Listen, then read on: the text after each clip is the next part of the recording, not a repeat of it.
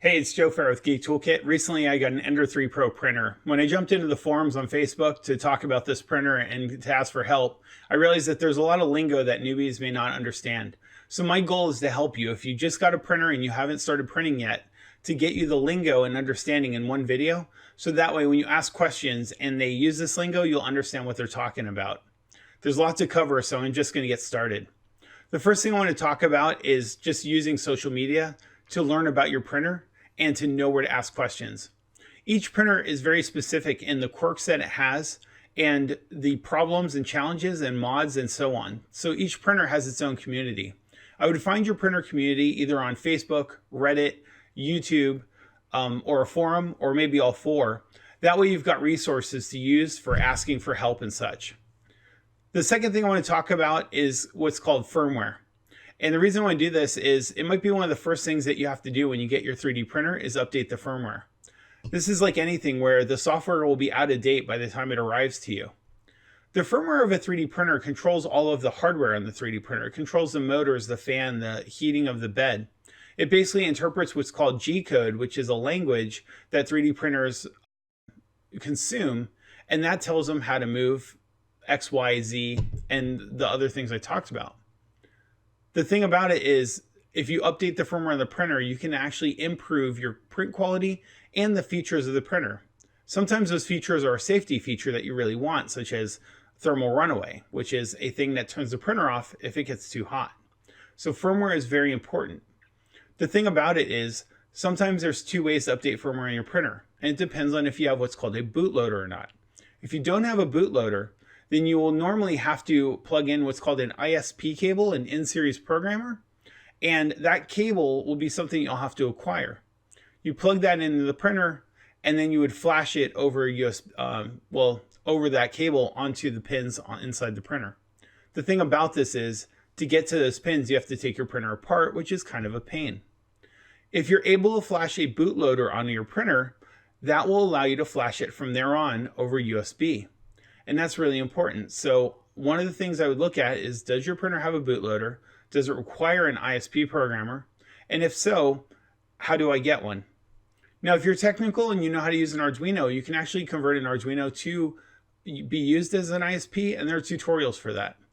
Again, a lot of this video is giving you the terminology and the concepts so that you know what to search for your printer to find the specific instructions. The second thing I want to talk about is bed leveling. Bed leveling is the concept of keeping the bed where the print goes level with the head of the printer that actually extrudes the filament. From my last video on this, you know the filament is the material that the 3D printer uses to print. Bed leveling has nothing to do with leveling it to the ground. It's really about keeping the Z distance between the head and the bed the same across the X and Y axes. There are a couple of tools that might help with bed leveling, and they are typically something that sounds like an ABL or a BL Touch or an Easy ABL. The ABL stands for Auto Bed Leveling. And these are typically add-ons that you get for your printer or probes that will help you make sure your bed's level. Some higher-end printers actually come with those built in. So if you see automatic bed leveling or mesh bed leveling, stuff like that is typically indicative of an auto bed leveling system. Those are really, really nice. Now, if you don't have an auto bed leveling system, you're going to have to level the bed manually. This typically consists of moving the head of the printer down close to the bed and then using a knob underneath the bed to move the bed up till it's a paper thickness away from the head of the printer. You do this in 4 corners. The biggest tip I can get for you is search on Thingiverse for bed leveling codes. The reason being is, one is they'll move the head to the 4 corners for you, and they'll typically do it twice, because as you're leveling the bed, you typically, as you move one side up, of course it throws the other side off a little bit, so you have to kind of get it close to level, and then the second time you'll dial it in. The other thing that these will do is they'll give you a flat print to test your bed level, and it's typically a very quick print that doesn't use a lot of filament. So by using this, you'll save filament, you'll save time, and you'll test your bed level before you start printing. The next thing I want to talk about ties into bed leveling, and you'll see each of these topics will build upon each other. The next one's called adhesion, and it's all about how well your print sticks to the bed. Adhesion and bed leveling go hand in hand, because if your bed's not level, your adhesion will typically be off on one side or the other. What happens then is your print will slowly delaminate off the bed, and if your print comes off the bed while it's printing, it's ruined. You're basically melting hot plastic onto something, and if it's not stuck down to the ground to stay there, it will get drug around. It can actually also cause your printer to get damaged. So adhesion is incredibly important to a functional print and a good print. There are some things that you can use to help with adhesion. You might see people using things like glue sticks or hairspray onto their beds to help with adhesion. Also, there are settings that help with adhesion, such as having the bed of the printer a little bit hotter when you do the first layer. Warping is when the bottom of the print starts coming up off the bed. This typically happens because the bottom layer starts cooling while the top layers are a bit hotter. When that first layer cools, it contracts, and if it cools too fast, it will pull off the bed. So even if you have good adhesion on your first layer, you may lose it throughout the print. I try to avoid using any chemicals for my 3D prints and try to work with it just tuning everything in. Your mileage may vary on that. One last thing I want to talk about for adhesion is what's called an enclosure. If you're doing something like ABS, or if you have a room where you might have a draft, an enclosure will protect the print and kind of keep the heat in. The problem with drafts is it's a sudden blast of cool air. So if somebody walks in a room and the door opens and the air outside the room's cooler, that might be enough to affect your print. This is where things like enclosures come in. Another thing that might help with adhesion are different types of settings for your first layer and how that first layer gets laid down.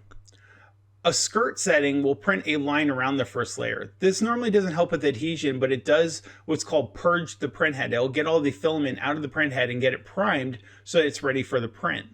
Having it primed can help in itself for adhesion, but it's not directly. Normally the skirt goes around the print and it doesn't touch it. A brim, however, will touch the print and will give you more surface area on the bed. This can help with adhesion quite a bit, and it minimally affects the print. A raft is another way of doing this, but it requires more filament, more time, and it produces a bit rougher print on the bottom of your print when you take it off, because you're basically breaking it off the print. But what it is several layers that get printed onto your bed to kind of build it up a little bit to help with leveling and adhesion. Finally, isopropyl alcohol is sometimes used to get grease off of the bed, or you'll see people using Windex. I've seen things both ways on this, but what this will do is help clean the bed and get grease off of it. Again, it's all about helping adhesion. Number 5 I want to talk about is what's called the Z offset. When you home your printer, it will go and calculate, it will figure out where the 0 is for X and the 0 is for Y. It knows this because of switches that are on the side of the printer that will typically get hit when it moves all the way to one side. So when you first start homing your printer, or before you do a lot of prints, you'll see your printer go all the way to one side, you'll hear a click. That switch is called a limit switch, and then when it hits that, it knows it's at like 0. Homing on a 3D printer is typically done at the center of the bed, so you'll see it go back halfway across X, halfway across Y. Now for Z, it will go down to where it thinks 0 is, and they'll probably go up to where it thinks about 5 millimeters is off the bed. The reality is where it thinks 0 is and where the bed actually is probably off. That distance is called your Z offset. If you search for Z offset in your printer, you'll typically find instructions on how to calculate that Z offset, and very importantly, how to store it. The Z offset, when you calculate it and set it, you typically have to go to store settings to get it to stick. If you don't do that, then at some point the printer will forget that Z offset and you'll end up printing in midair. If you print in midair, if you're printing a couple of millimeters off the bed, you will lose adhesion, and we already talked about that. Dialing in your Z offset is really, really important for not only bed adhesion, but print quality. If you're too far down, then the filament won't be able to come out of the nozzle. This will back up and clog your head and produce clogged prints. If you're too high up, then it won't adhere to the bed and you'll end up with bad adhesion. If you're just right, then you'll lay down a layer that will be slightly squishy and a little bit flatter on top so that the next layer has something to stick to that has a bit of surface area. So the Z offset, having that dialed in, will give you much more successful and stronger prints. The next thing I want to talk about is Gcode. Gcode is the low-level language that printers are used to communicate with the motors and the heaters. It typically looks like something like G01, X50, Y20, Z30, F20. What that is an X, Y, and Z coordinate. It's saying to go there, and the F is how fast. It's a very old language that was used for CNC machines when they first came out that has also been adapted to quite a few things that have X, Y, and Z axes. For 3D printers, you have typically a G0 for moving without extruding, a G1 for moving with extruding. You also have M codes that will be like an M something. Two of the ones I know offhand are G28, which tells it to do the homing sequence, and G29, which tells it to do auto bed leveling sequence. Knowing Gcode will help you with some of the ways of doing calibration for printers, or to check your settings, or to set certain temperatures, any kind of tweaking you do with your printer. To send Gcode to a printer, you're going to want something like Pronterface, which is part of the print run suite. So when you search for Pronterface, you typically won't find a download for that. You'll find a download for print run. Another way to do it is Incura, or your slicer software will typically have a way to send Gcode, or if you use Octopi, which I'll talk about later. All of these are ways to send Gcode to your printer. By typing in that Gcode almost like on a command line and sending it, you'll be sending direct commands to your printer that can help you debug things or figure out stuff. The other reason I tell you this is that sometimes when you ask questions on forums, the Gcode is what they'll send you back. They'll ask you to run this and tell them what that setting returns. For instance, they might ask you to just send the serial dump of all your raw settings so that they can look at them and make sure everything looks okay. When you get all these things dialed in, the seventh thing I want to talk about is calibrating your printer. There are a lot of different things that you can do for calibration. One of them is called retraction towers, and you can find these things typically on Thingiverse or out there as free STL files. A retraction tower will be two vertical towers, and the printer will print them going back and forth. Retraction is when the filament gets pulled back into the head to try to prevent it from causing strings. If it doesn't retract well, you'll have strings between the towers and it won't print well. So a retraction tower will help you dial in that retraction, and then when you do bigger prints, you'll have less strings on them to clean up and it'll be less messy. Another thing that's really great for not only dialing in the printer, but dialing in the filament that you're using is what's called a temperature tower. A temperature tower prints at a different temperature for each layer. And the beauty of that is you can then analyze the layers later and find out what is the ideal temperature for that filament. The one I use is about 5 degrees Celsius per layer, and I can typically visually look at it in a second and figure out what's going on. Now, a temperature tower might take you an hour or two extra to print before you start using your 3D printer, but it will be worth it versus spending 16 or 17 hours printing something big and having it come out not so great. Finally, there's all-in-one test prints that will do things like test the text or the curves or the symmetry of your printer. These things will help you know if your printer is assembled correctly. One of these is called benchy, and it looks like a little tugboat. If you see people talking about their benchy prints, benchy is short for benchmark, and if you look at the benchy website, you can find out all of the measurements for the benchy. By combining that with digital calipers, you can really dial in your printer and do a whole bunch of different tests off that one cute tugboat. At the end, you also have a cute tugboat, so it's a win-win for everyone. There's two more calibrations I want to talk about, and I just kind of want to tell you what they are, so if you hear them, you know what they're talking about, but you'll want to check them for your printer. One is called PID tuning. PID tuning is basically tuning the heating element on the printer. Printers, like many things, have two things. They have a heating element that heats them up, and they have a thermostat or a thermocouple or a thermistor, some kind of measuring system to measure how hot they are. How fast that thing gets hot and how fast it cools off to change temperatures is what PID tuning is all about. It's about the heating tuning, basically. The last thing I want to talk about for calibration is what's called ESteps. And ESteps is all about how much filament comes out of the extruder when you tell it to send out, let's say, 100 millimeters. If it comes out with more, then you're doing what's called over extruding. If it comes out with less, then you're under extruding. The ESteps is an interesting one because it's not obvious that it's off until you do a print, typically, look at it and find out that the print came out terrible because it over extruded and you end up with blobs, or it under extruded and you end up with gaps. So calibrating your ESteps is important to really get the highest quality prints. Another very simple calibration that you can do is what's called a calibration cube. And this is a 20 millimeter by 20 millimeter cube. It has letters on each side, and you can kind of check your X, Y, and Z and measure. And if it's off on one of those axes, you'll know an idea of where your printer might be assembled wrong or where your stepper motors may not be performing correctly. OctoPi is a version of something called Octoprint, but it's specifically made for a Raspberry Pi. It adds so many features to your printer and makes it so much easier to use that I give it its own bullet point here. OctoPi has things like auto bed leveling visualizations. So if you have an auto bed leveler, you can see where your bed is out of level.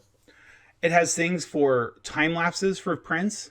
And then it has plugins for even better time lapses of prints. It will give you visual charts of where your heat is on your printer to know if it's starting or stopping. It can give you a stop button. You can expose it to the internet. Make sure you secure it if you do this. But if you do, and you're out and about and you want to check on how a print's doing, you can actually see it. You can have a camera plugged in so you can not only monitor but do those time lapses I talked about. You can do things such as send Gcode directly or jogging the printer, which means moving it manually. It just gives you a ton of features, and there's a ton of plugins for it. And so I highly recommend looking into it. For number 9, I want to go over a bunch of terminology that you should know. This is going to be really quick because it's not worth getting into these. It's just worth understanding what they are. Infill is the filament that gets used on the inside of a print to kind of give it some support structure and strength. Don't overestimate how much infill you're using. If you're doing a print like a bust like this, 5% infill will be plenty strong. And understand the patterns of infill because they're different. There's ones called gyroid that are really pretty, but there's also one called zigzag that uses a lot less filament and will cut your time down. To give you an idea, that bust there would have taken me 24 hours to print with a 20% infill.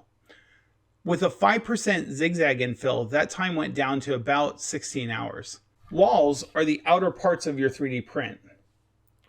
Wall thickness is normally set to say how many walls you have, how thick you want them. Typically, I use walls to get a stronger print versus infill. Supports are used for what are called overhangs. If you have part of your 3D print that kind of hangs off in midair, then you're going to need to print a support under it to hold it up. Remember, 3D printers cannot print in midair. And this is true if you're printing something like a T. This top of this T part, you can't print that, so they'll print supports underneath it. Another term I want to talk about is direct drive and Bowden. A direct drive printer has the extruder, which is what pulls on the filament. It's the motor that pulls the filament, and the extruder is the thing that heats it up and melts it. A direct drive has those on top of each other, so the filament comes in and goes out the other end. A Bowden has them separate. So the idea of a Bowden is it's going to pull in the filament over here, and it's going to extrude it over here. The benefit of a Bowden is that the head is lighter, and therefore it should be able to print faster and more accurately because it doesn't have to fight inertia as much.